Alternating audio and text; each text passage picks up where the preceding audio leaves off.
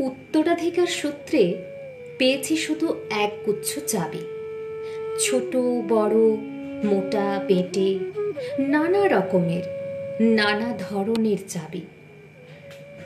মা বললেন, যত্ন করে তুলে রেখে দে। তারপর যখন বয়স বাড়ল, জীবন এবং জীবিকার সন্ধানে পথে নামতে হলো, পকেটে সম্বল শুধু সেই এক গুচ্ছ চাবি, ছোট বড়, মোটা বেঁটে, নানা রকমের, নানা ধরনের চাবি।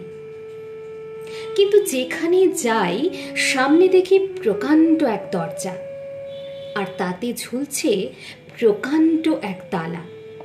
পকেট থেকে চাবির গুচ্ছ বের করি, এ চাবি সে চাবি, ঘোরাই ফেরায়, লাগে না, খোলে না। শ্রান্ত হয়ে ঘরে ফিরি।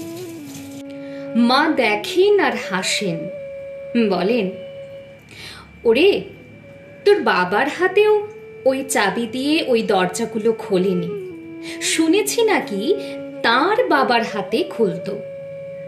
আসল কথা কি জানিস? এসব চাবি হলো সততার, সত্যের, যুক্তির, নিষ্ঠার। এসব দরজাগুলো খোলে না। তবুও তুই ফেলে দিস না। তুই যখন চলে যাবি, তোর সন্তানদের হাতে দিয়ে যাস এসব চাবির গুচ্ছ।